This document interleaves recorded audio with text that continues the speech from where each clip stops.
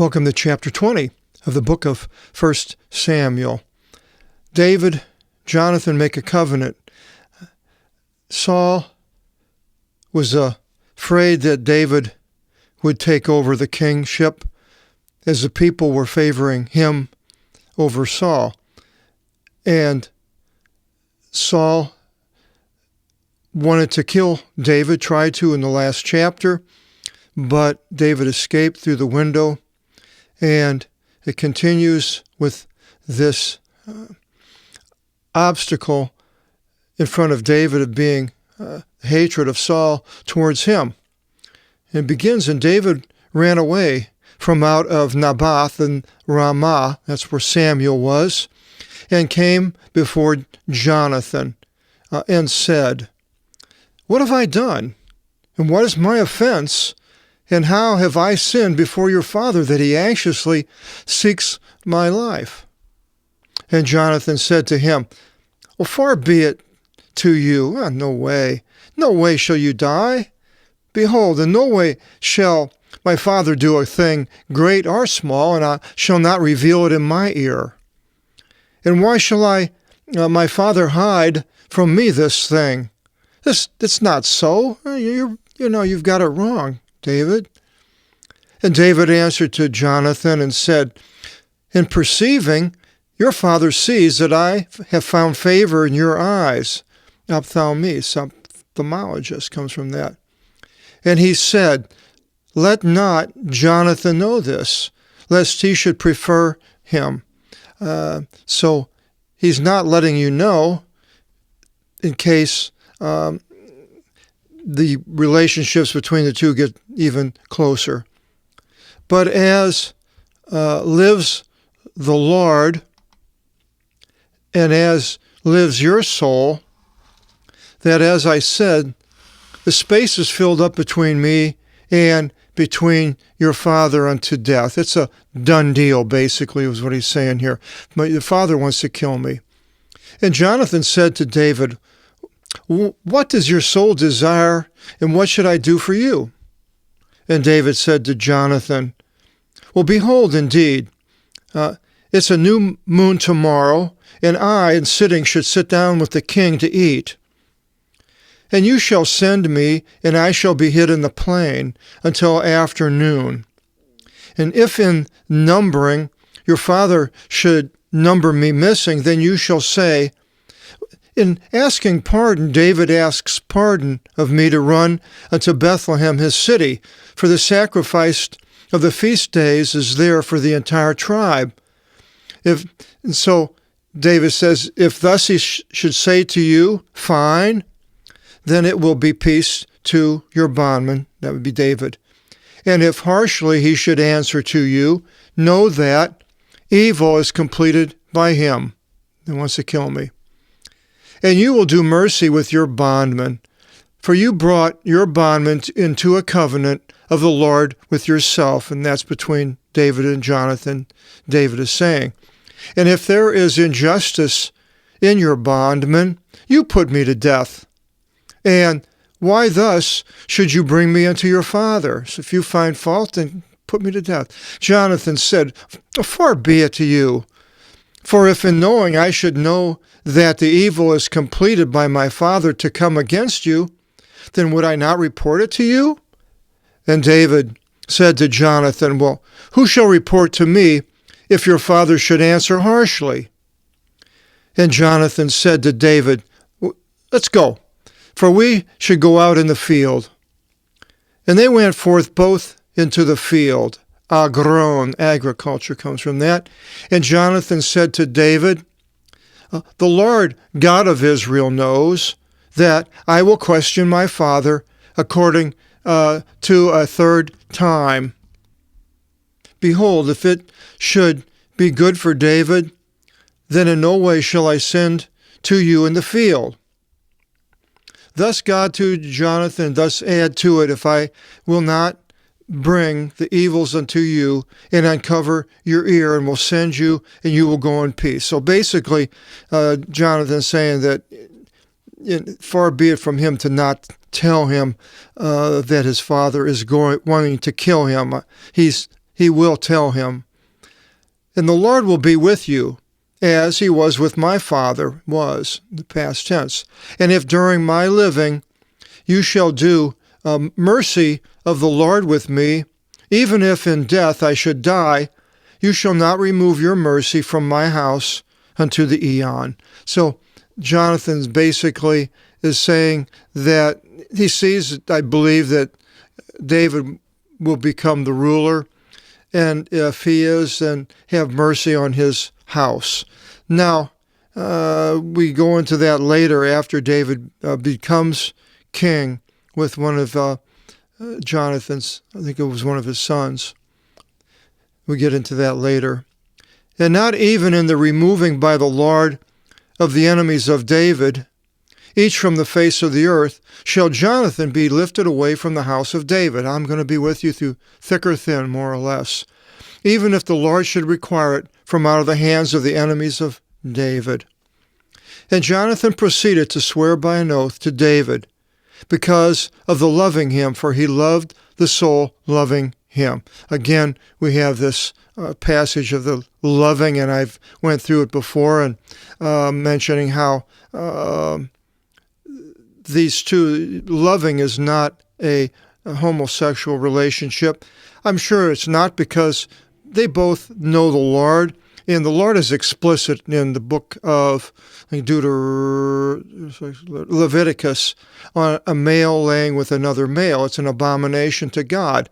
So I just can't see where this would be anything like that, because it wouldn't be in God's word here in the way it is.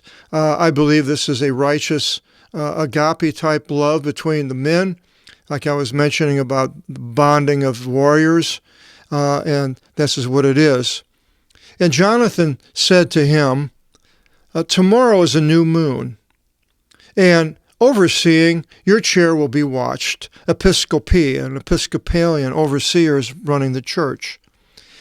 And you shall do it 3 times, and you shall watch. So go out in the field, maybe 3 times, I guess, and shall come into the place where you may hide there in the day of the deed, and shall sit down by that stone.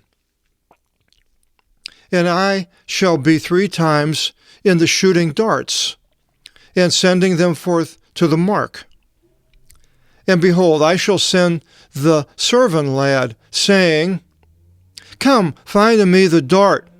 And if I should say to the servant lad, here is the dart away from you, here, take it and come, then peace shall be to you.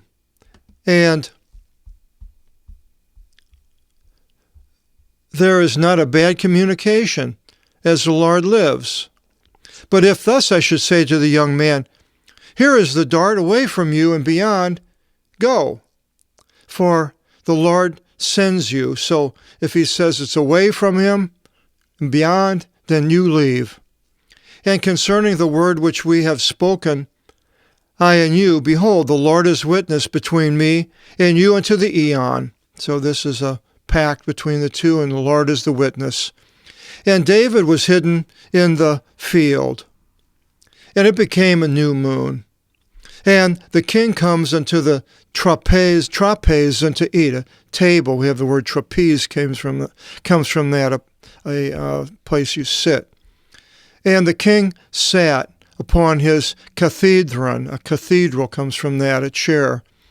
And basilephs, basil plant, all derivatives. So the king sat upon his chair, as once and once before that, upon the chair by the wall. And Jonathan went before him, beforehand by him, and Abner, who was his general, from the side of Saul. And the place of David was watched. And Saul did not say anything in that day, for he said, well, a coincidence, for he appears to be not clean, for he has not cleansed himself. That's why he's not here. They couldn't be touched by other people, otherwise you would make the other person unclean also. So you wouldn't go and put yourself in the way of causing someone else to be unclean. This is what Saul is guessing. And it came to pass in the next day of the month, the second day, and the place of David was watched. And Saul said to Jonathan his son, Why is it that the son of Jesse is not come, even yesterday and today, unto the table? And Jonathan answered Saul and said, Well, David asks pardon of me, so as to go to his Bethlehem, his city. And he said, Send me indeed, allow me to go, for we have a sacrifice of the tribe in the city. Now they're making this up. And my brothers gave charge for me. And now if I found favor in your eyes, I will go indeed to see. I don't know why that thing just doesn't do that. Oh, now it did. His setting was wrong. Anyway, his brothers. On account of this, he does not come unto the table of the king, because he went, and they're making this story up to find out how Saul would handle it. And it says, Saul was enraged in anger at Jonathan exceedingly, and said to him, O son of a deserting woman, do you not know that you are a partner to the son of Jesse for your shame, and for the shame of uncovering your mother? I guess that's something that they would say, blaming and shaming somebody, or especially a son. For all the days which the son of Jesse lives upon the earth, you shall not be prepared, nor your kingdom. You won't be prepared, you won't be a king. Replacing me, basically. Now then, send and bring the young man, for he is a son of Thanatu, death. Thanatology is a study of death. And Jonathan responded to Saul, his patri, and said, Why does he die? What has he done? And Saul lifted up his spear against Jonathan to put him to death, his son. And Jonathan knew that this evil has been accomplished by his father to put David to death. Now he knows. And Jonathan jumped up from the table in anger of rage and did not eat bread on the second day of the month. The rest of that day he didn't eat. He was so upset. For he was devastated for David. For his father planned to finish him off, kill David. And it became morning. And Jonathan came forth into the field as he gave order for the testimony to David, and the small servant lad was with him. And he said to the servant lad, You run and find for me the darts which I shall shoot. And the servant lad ran, and he shot the arrow, and it passed by him. And the servant lad came unto the place of the arrows which Jonathan shot. And Jonathan yelled out after the boy and said, The dart, it's there, away from you and beyond, which was the key to run away. If he said if it was closer, then it would be okay. And Jonathan yelled out after his servant lad, saying, In hastening, you hasten, hurry up, for you should not stand. And the servant lad of Jonathan gathered up the darts and brought the darts to his master. Here's master for Kyrion. Kyrios is the Lord in the Old Testament, but if it's not for the Tetragrammaton, then it's master. Yeah. And the servant lad did not know anything. Only Jonathan and David knew the thing. And Jonathan gave his weapons to his servant lad, and he said to his servant lad, Go, enter into the city.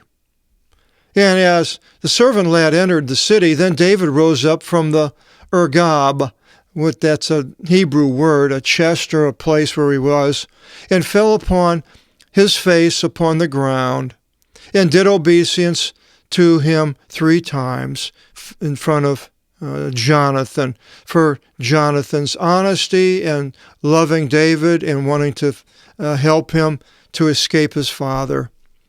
Did obeisance 3 times on the ground, and each kissed his dear one, and each wept over his dear one, until David exceeded of a great finale.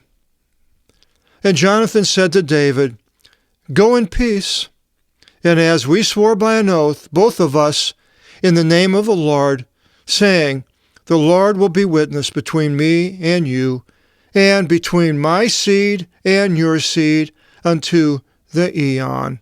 And we'll, like I said, get into this between the seeds, the children, and how David handles it. And David rose up and went forth, and Jonathan entered into the city. So now David leaves, and we are basically the end of a period of David and Jonathan and Saul. Jonathan, I don't believe, appears anymore till the death of Jonathan and Saul, the end of the chapter. Now we're going into mostly the relations. Now, the relations is a good word, but the things that happen between David and Saul. And it begins, David goes to Ahimelech the priest, which is a terrible thing that happens. Find out what that's all about. You need to join us again, chapter 21, our next video seminar. And until then, again, God bless.